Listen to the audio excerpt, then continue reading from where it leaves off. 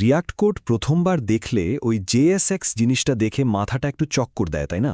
মনে হয়, আরে এটা আবার কি? দেখতে তো এইচটিএমএল এর মতো, কিন্তু ঠিক এইচটিএমএলও না। তো চলুন আজ এই জাদুর পেছনের রহস্যটা খুব সহজ করে জেনে নেওয়া যাক। হ্যাঁ, ঠিক এই প্রশ্নটাই কিন্তু সবার আগে মাথায় আসে। মানে দেখতে একেবারে আমাদের চেনা এইচটিএমএল ট্যাগের মতো, অথচ এটা লেখা হচ্ছে জাভাস্ক্রিপ্টের ভেতরে। এই যে একটা ধাঁধার মতো ব্যাপার, এটাই আসলে জেএসএক্স বোঝার একদম প্রথম ধাপ। এই যে দেখুন স্ক্রিনে বাঁ দিকে আমাদের সেই পুরনো বন্ধু HTML আর ডান দিকে হল JSX। দেখতে প্রায় যমজ ভাইয়ের মতো, তাই না? কিন্তু এদের ব্যবহারের জায়গা আর ক্ষমতা দুটোই কিন্তু একদম আলাদা। আর এই পার্থক্যের মধ্যে লুকিয়ে আছে JSX এর আসল মজাটা। আচ্ছা, তাহলে এবার আসল জাদুতে ঢোকা যাক, কি বলেন? আর সেই জাদুর মাস্টার কি বা চাবিকাঠিটা হলো এই যে কার্লি ব্রেস, মানে দ্বিতীয় বন্ধনী। ব্যাপারটা একবার ভেবে দেখুন তো, কি হতো যদি এইচটিএমএল লেখার মাঝখানেই হুট করে জাভাস্ক্রিপ্ট লেখা যেত? দারুণ একটা ব্যাপার হতো, তাই না? জেএসএক্স ঠিক এই অসম্ভবকে সম্ভব করে ফেলেছে। আর এর পেছনের হিরো কিন্তু আর কেউ না, ওই কার্লি ব্রেসগুলোই। এই কার্লি ব্রেসগুলো আসলে একটা ম্যাজিক পোর্টালের মতো কাজ করে। যেই মুহূর্তে এগুলো ব্যবহার করা হয়, জেএসএক্স বুঝে যায় যে ওকে, এখন আর সাধারণ টেক্সট নয়, এখন জাভাস্ক্রিপ্ট মোড অন। এটা অনেকটা জানেন, একটা গোপন সুইচ টিপে দেওয়ার মতো, যার ফলে ভেতরের সব পাওয়ার চালু হয়ে যায়। তবে হ্যাঁ, সব ভালো জাদুরই কিন্তু কিছু নিয়মকানুন থাকে, তাই না? এখানেও ঠিক তাই। এই যে জাভাস্ক্রিপ্ট মোডটা অন হলো, এর ভেতরে কি লেখা যাবে আর কি যাবে না তার একটা খুব সিম্পল নিয়ম আছে। তো নিয়মটা কি? খুব সোজা। এই যে দেখুন, বাঁদিকে যা যা আছে, variable, function call, math operation, এগুলোর সবগুলোর একটা কমন ব্যাপার আছে। এরা সবাই শেষে একটা ভ্যালু বা মান রিটার্ন করে। এগুলোকে বলে এক্সপ্রেশন, আর এগুলো অ্যালাউড। কিন্তু ডান দিকেরগুলো দেখুন, ইফ এলস, ফর লুপ, এগুলো কাজ করে, কিন্তু সরাসরি কোনো মান রিটার্ন করে না। এগুলো হলো স্টেটমেন্ট, আর এগুলো কার্লি ব্রেসের ভেতরে চলবে না। সোজা কথায়, যা কিছু একটা রেজাল্ট দেবে সেটাই চলবে। এতক্ষণ তো আমরা জেএসএক্সের ভেতরে জাদু নিয়ে কথা বললাম, কিন্তু এবার আসছে আসল টুইস্ট। মানে সবচেয়ে বড় যে সারপ্রাইজটা, সেটা হলো এই পুরো জেএসএক্স ব্লকটারই একটা সিক্রেট আইডেন্টিটি আছে। হ্যাঁ, যা দেখছেন একদম ঠিক।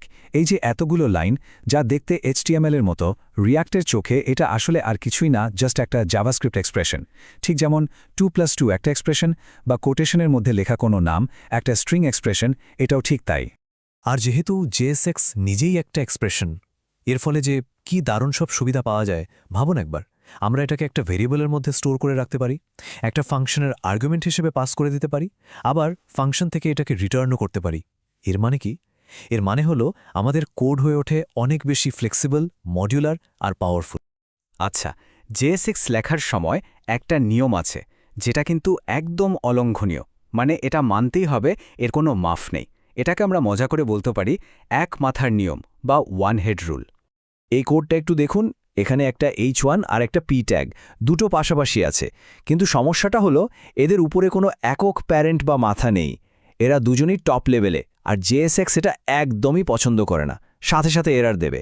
এটা কিন্তু খুবই কমন একটা ভুল, বিশেষ করে যারা নতুন শুরু করে তাদের জন্য। আর এর সমাধান খুবই সহজ। এই যে দেখুন, ওই দুটো ট্যাগকে জাস্ট একটা ডিভ দিয়ে মুড়ে দেওয়া হয়েছে।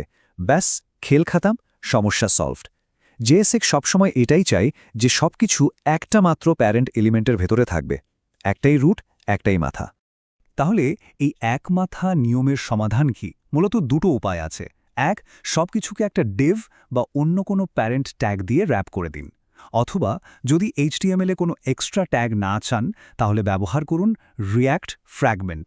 মানে এই যে খালি অ্যাঙ্গেল ব্র্যাকেট, খালি দুটো ব্র্যাকেট, দুটোই পারফেক্টলি কাজ করে। চলুন, এতক্ষণ আমরা যা যা যা জানলাম সবগুলোকে একসাথে করে একটা সহজ উপমা বা অ্যানালজির মাধ্যমে মনে রাখার চেষ্টা করি। আমার মনে হয় এতে পুরো ব্যাপারটা একদম জলের মতো পরিষ্কার হয়ে যাবে। ধরে নিন জেএসএক্স হলো একটা স্মার্ট ইলেকট্রনিক বক্স। এই একটা উপমায় কিন্তু আমাদের শেখা সব নিয়মগুলোকে এক সুতোয় গেঁথে ফেলতে সাহায্য করবে। প্রথমেই ভাবুন বক্সটার বাইরের খোলসটা। এটা দেখতে একদম সাধারণ একটা বক্সের মতো, ঠিক যেমন জেএসএক্সকে প্রথম দেখায় আমাদের খুব পরিচিত এইচটিএমএল-এর মতো লাগে। এবার আসি বক্সটার ভেতরে। সেখানে আছে একটা স্পেশাল সুইচ বোর্ড। আর সেই সুইচ বোর্ডটা কি বলুন তো? ওটাই হলো আমাদের সেই জাদুকরি কার্লি ব্রেস, ব্র্যাকেট। ওই সুইচটা অন করার মানেই হলো বক্সের ভেতরে জাভাস্ক্রিপ্টের আসল পাওয়ার চালু হয়ে যাওয়া। আর ফাইনালি এই স্মার্ট বক্সের ঢাকনা। নিয়ম হলো এর ঢাকনা থাকবে একটাই, ঠিক যেমন আমাদের JSX কোডেরও একটাই রুট এলিমেন্ট বা মাথা থাকতে হয়। মাল্টিপল ঢাকনা যেমন চলে না, মাল্টিপল রুট এলিমেন্টও তেমনি চলে না। আশা করা যায় JSX-এর এই জাদুকরী জগৎটা এখন আর অতটা রহস্যময় লাগছে না, বরং বেশ সহজ মনে হচ্ছে।